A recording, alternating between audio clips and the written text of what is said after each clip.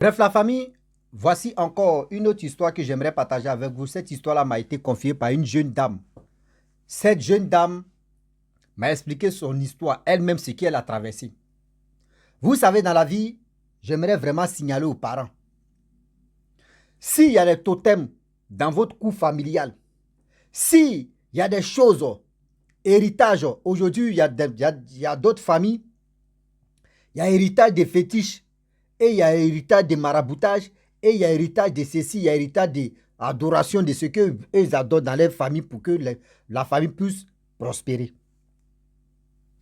Après celui ou celle qui garde ce trône-là, quand la personne n'est plus en vie, avant que la personne parte, la personne peut donner à telle personne dans la famille. Mais si dans la famille, les gens rejettent pour dire non, que nous, on ne veut plus ça, on est fatigué, on ne sait pas comment faire les conséquences de ça, quand la personne meurt, dites-vous que des enfants, des petits-enfants qui ne sont pas au courant ou au courante, c'est ces enfants-là, on vient les donner. Voici une sœur qui dit, elle allait au village et voilà comment sa grand-mère voulait lui donner, vraiment voulait l'initier dans cette histoire de prendre trône, les choses, je ne sais pas si c'est adoration de fétiches ou adoration de quoi. Franchement, quand je vous dis les rêves là, quand tu rêves à un truc de cauchemar là, mon frère, il faut parler ça à quelqu'un d'autre. Il faut expliquer ça à quelqu'un d'autre. Ne garde pas ça pour toi seul, sinon ça va te créer des problèmes. Il n'y a pas fumée sans feu. Venez, vous allez écouter. Voilà l'histoire de la jeune dame. Elle dit, elle est née en ville, elle a grandi en ville. De temps en temps, elle s'en va au village, voir les parents, les grands-parents, tout ça là.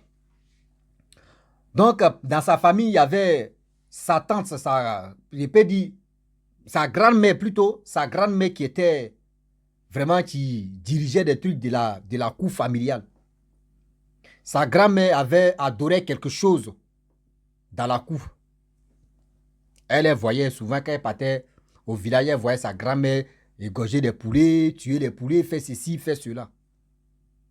Mais du coup, la grand-mère meurt. Lorsque la grand-mère meurt, dans la cour familiale, ceux qui étaient au village, tous ont refusé pour dire non. Nous, on ne va pas continuer avec ce que grand-mère a fait. Parce que nos grands-parents, ils ont fait ça jusqu'à aujourd'hui. C'est nos grands-mères qui sont décédées là. Nous, on refuse. Même des enfants ou des cousines, des cousins, ou eux tous refusent ça. Même des petits-enfants même qui sont dans la cour, même au village, là, on les a dit, refusez ça. Quand vous faites des cauchemars, quand vous faites ceci, quand vous faites cela, refusez. Mais le totem est que c'est quoi au juste? Si tu as déjà fait enfant, la grand-mère ne va pas t'emmerder, elle ne va pas te donner. Mais si tu es encore vierge, tu n'as pas encore fait enfant, là, tu risques de prendre ça. Surtout, c'est les femmes, ça choisit.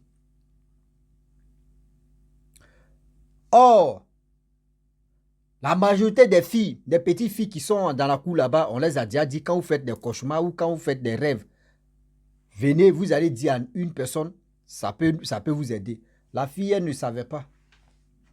Elle ne savait pas que ça là, d'abord, grand-mère est partie là, elle cherchait quelqu'un d'autre pour lui donner, pour lui éléguer tous ses héritages de quoi là, mais je ne sais pas si c'est marabout, c'est fétiche, un truc comme ça. Elle quitte en ville, elle vient au village. Or, lorsqu'elle quitte en ville, elle était enceinte. C'est elle et son mari qui savaient que elle était enceinte. Elle n'a pas dit à quelqu'un, même sa femme, même ses parents, propres parents même, elle ne les a pas dit. Elle vient au village passer un peu quelques jours. Premier jour, elle dort, elle rêve à sa grand-mère. Lorsqu'elle rêve à sa grand-mère vient avec une femme. Et sa grand-mère lui dit, ça va ma petite fille? Elle dit, oui, ça va grand-maman. Mais tu es venu faire quoi ici au village? Elle dit, non, je suis venu voir quand même, vous m'avez manqué. Et la grand-mère a dit, ok, il n'y a pas de problème. Matin, s'est réveillée. Elle n'a pas dit à quelqu'un. C'est resté comme ça. Elle dit, bon, d'accord, c'est des cauchemars, ça peut arriver. Pour voir la grand-mère, ça ne veut rien dire. Tu peux voir ta grand-mère, tu as juste demandé, tu es venu faire quoi? Donc, elle a ignoré.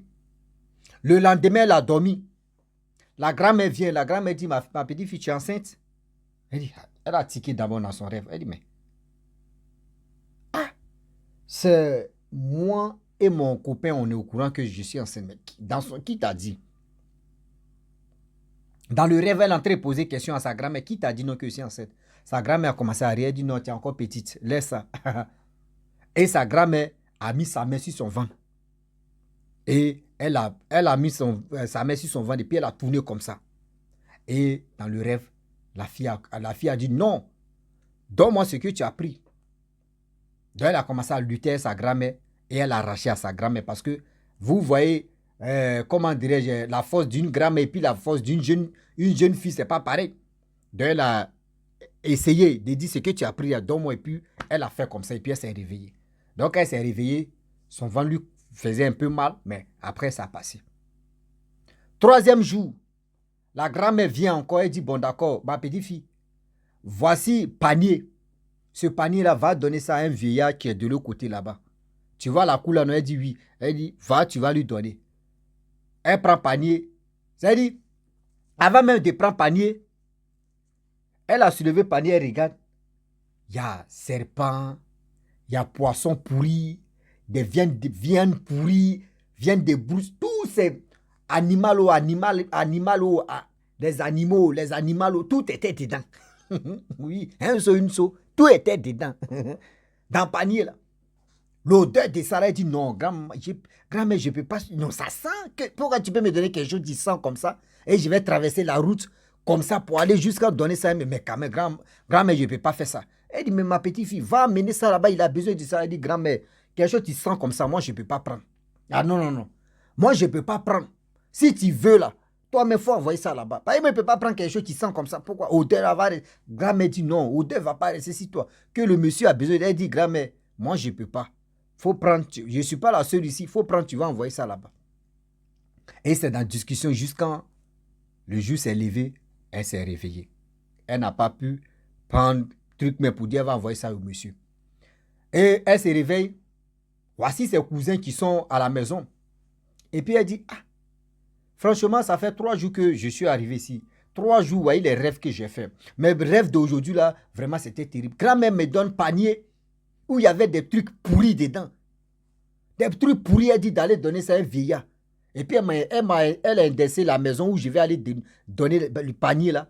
Mais vraiment, tellement que l'odeur, mais ça sentait, mais il ne pouvait pas vraiment prendre le panier. Et son cousin a dit, tu es enceinte? Elle a tiqué, elle dit, aïe, comment tu sais que tu es enceinte? Elle dit, comment tu sais que moi je suis enceinte? Qui t'a dit ça? Il dit, non. Les 3 rêves que tu as fait là, il sait que grand-mère a touché ton ventre. Elle a tiqué d'abord, elle dit, aïe. Mais attends, dis-moi, qu'est-ce qui se passe? Il dit non. Le cousin dit non. Grand-mère cherche une fille qui n'a pas encore fait enfant, une femme qui n'a pas encore fait enfant, lui donner ses héritages des fétiches là. Si elle a touché ton ventre, il faut vraiment que tu pries beaucoup. Parce que elle va détruire ton ventre. Et Dieu merci, panier qu'elle t'a donné là, c'était ces fétiches qui étaient là. Si tu partais donner ça au vieillard, tu n'allais pas trouver le vieillard là-bas et tu allais te retourner. Si tu te retournais là, tu n'allais plus trouver la grand-mère où elle t'a laissé là. C'est-à-dire, panier là allait rester dans ta main. Mais panier là signifie des fétiches qu'elle adorait. Mais ces fétiches là, c'est autant. Nos arrière-grands-parents qui avaient ça jusqu'à ceci, elle s'est tombée. Elle n'a pas eu d'enfant. Ceux qui utilisent ces fétiches là, nos grands-parents, même nos parents nous ont dit qu'ils n'ont pas eu d'enfant dans leur vie. Mais fétiche là, c'est qui ça a aidé ici dans cette cour-là? Ils n'ont qu'à nous dire, fétiche là a aidé quelle personne ici dans cette cour? Nous tous sommes fétiches et puis on tourne en rond. Ma cousine, Dieu merci même que tu n'as pas pris panier là. Sinon elle allait te donner ça. Et tu allais, c'est-à-dire, tu allais travailler, c'est-à-dire, tu allais la remplacer puis tu n'allais pas faire enfant dans ta vie. Elle dit, hein? Et c'est là, c'est pour vous dire, dans la vie là, quand vous êtes à quelque part, quand vous faites des cauchemars, on dit oui, des cauchemars, oui, j'ai mangé ici, rassasié, c'est des cauchemars, ça peut arriver. Non, on dit il n'y a pas fumée sans feu. Quand tu fais cauchemar, dis-toi que, mon frère, il faut prier. Fléchis tes genoux, tu vas prier. Fléchis les genoux, tu vas prier. Si aujourd'hui, elle n'avait pas en Jésus, Elle allait prendre panier. Et puis l'odeur même là, c'est l'odeur, mais c'est Dieu même qui a fait que l'odeur là même là a dit non, que oui, non, faut laisser panier là. Sinon, si Dieu même n'était pas avec elle là, imaginez-vous, panier là, mais tu allais avoir les bonnes choses dedans et puis elle va envoyer pour. C'est-à-dire, elle va prendre pour envoyer ça là-bas, ça allait créer des problèmes. Ça allait lui créer des problèmes. Son enfant allait tomber. Et puis, voici ceci. Quand elle est arrivée en ville, et elle a commencé à avoir mal. C'est-à-dire, elle a commencé à avoir maux de ventre. Ils sont allés à l'hôpital là-bas. On dit non, mais aïe, c'est pas encore bien formé, mais et puis ton ventre te fait mal. Mais franchement, il restait un peu. Ça allait vraiment faire fausse couche hein, parce que ça allait sortir. Mais quand même, on a rattrapé, ça va aller. Donc, imaginez-vous. Elle dit cette histoire-là. Oh, elle a gardé ça. C'est quand l'enfant est venu au monde que elle a dit à son mari que voyez ce qui s'est passé. C'est pour vous dire il y a des choses qui se passent dans votre famille. Même si, aujourd'hui, si vous avez décidé de ne plus adorer ce que vous adorez, vos cousines, vos frères qui sont en ville, qui sont nés là-bas, qui ne connaissent pas ce coutume ou ce truc-là, lorsqu'ils arrivent au village, dites-leur la vérité maintenant. C'est-à-dire, dites-leur, voyez quelque chose qui se passe ici, franchement, ma soeur, il faut faire attention si tu rêves à telle personne. C'est mieux. Là, quand c'est comme ça, au moins si elle savait là, si sa grand-mère n'allait pas venir dans son rêve, parce que sa grand-mère allait dire non que oui, on lui a déjà dit. Sa grand-mère allait lui dire non que oui, on lui a déjà dit. Donc, je ne peux plus. Parce que si elle vient là, elle va dire je sais déjà, il ne faut pas me donner. Donc, s'il vous plaît, de grâce, si vous voyez des choses comme ça, dites immédiatement à vos parents ou à vos frères et des cousines pour que les gens puissent être vigilants. Sinon, c'est clopi-clopa qui va se passer là. Ah oui, aujourd'hui, il y a des gens qui rentrent dans leur famille. Ah, on dit telle personne, c'est cette personne. Oui, c'est telle personne qui guérit telle personne. C'est telle personne qui est marabout, c'est cette personne qui est féticheur. Mais dans la cour même là, ces enfants même, tu vois, ces enfants, toujours, ils sont toujours à la maison. Ils sont toujours à la maison. On ne va pas dire aussi que féticheur, voyez, son fils est devenu président. Hein. Ouais, le marabout, son fils est devenu premier ministre ou président. Non. C'est d'autres personnes qui viennent consulter, puis c'est eux qui deviennent président ou ministre. Mais lui met ses enfants. Et ça, il dit à nos frères, vous aussi, vous exagérez. Tu cherches l'argent, tu t'envoies où l'homme tu vas faire qui va te donner canari l'argent ou bédou magique ou bédou quoi là l'argent là. Pour rien la personne, il dort dans quoi? Il est quoi dans quoi? Il est dans quoi mon frère? Quelqu'un qui veut te rendre riche même. Toi-même tu es mieux. Quand même. Il faut réfléchir aussi à ça. Vous êtes pressé à avoir de l'argent. Vous êtes pressé à... C'est-à-dire à tout prix, vous voulez être riche. Faites attention. Aujourd'hui, il y a les familles qui sont bloquées à des trucs rituels comme ça. Oui, à des trucs rituels comme ça. Parce que des jeunes, ils ont peur de dire on va continuer. Ben, tu ne connais pas tout thème de ça. Je connais une famille non loin de mon village. Cette famille-là, eux, leurs grands-parents adoraient des fétiches. Or, ces fétiches-là, chaque soir, eux, ils venaient manger. C'est le petit-fils, tu m'as expliqué l'histoire quand j'étais au village, que son grand-père, son arrière-arrière-grand-père, voilà, que lui, voilà, arrière-arrière-grand-père, qui gérait ces trucs. On dit, il était là, lui, quand il dit ça, là, ça va arriver, tellement que, ouais, ces fétiches étaient vraiment puissants à ce temps. C'est maintenant, non, avant, quand quelqu'un te dit c'est ça, c'est ça. Donc, du coup, Tom, quand sa femme prépare, elle sait pour les fétiches. Et puis elle sait pour son mari, elle sait pour ses enfants. Chaque soir. C'est-à-dire, elle sait 2 fois, matin et soir. C'est-à-dire, matin, dépôt la nourriture au salon, eux s'en vont au champ. À leur retour, qui a mangé la nourriture? Rien. Le soir aussi, avant de dormir, vers les 0h, où les enfants sont là dormir là, il y a une place où on dépose la nourriture. Qui vient manger? C'est comme ça. Jusqu'en le monsieur est mort. Le arrière-grand-père est mort. L'autre est venu prendre héritage. Son fils est venu prendre héritage. Au fur et à mesure, jusqu'en Lui, il s'est tombé sur son oncle. Son oncle, voici comment son oncle va partir. Son oncle a géré l'affaire là jusqu'à... Il ne pouvait plus tenir. Lui, il est mort. Ses enfants ont refusé de gérer ça. Ses enfants, c'est-à-dire, ils ont commencé si, c'est-à-dire, les fétiches ont commencé si ses enfants d'abord.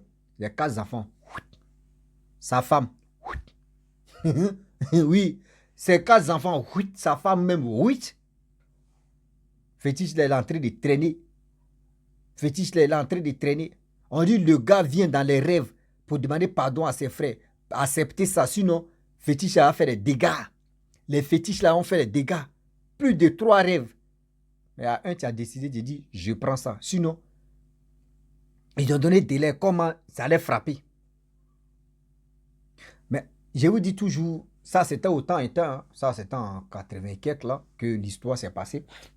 En 80 quelques que l'histoire s'est passée, c'est là, lui, son fils nous a dit, il a dit son fils, son côté, voilà, côté lointain nous a expliqué, parce qu'on partait à l'école, et c'est là, on parlait de rien de bon là, et puis il a envoyé ce sujet là, et il a expliqué. Et pour vous dire non que faites attention. Quand vos parents adorent des choses comme ça, et si vous ne voulez plus, même avant même que la personne meure, dites à la personne que ça là, nous on ne veut pas ça. Ça là, s'il vous plaît, si tu meurs là, pardon, il ne faut pas tu vas venir donner ça à quelqu'un d'autre. Là, la personne meurt avec ça. Mais si vous ne dites pas ça et puis la personne meurt là, ah mais les féticheurs ils vont se promener. Ah oui, ils vont se promener dans votre famille. Et si vous ne voulez pas là, ils vont battre seulement. C'est la mort seulement, tu déclenches. Ah oui. La famille, franchement, j'aimerais m'arrêter là. Si tu es nouveau, tu es nouvelle sur ma vidéo, il faut t'abonner sur ma chaîne YouTube. Et abonne-toi, il faut liker et commente. Et on ensemble. À très bientôt. Ciao.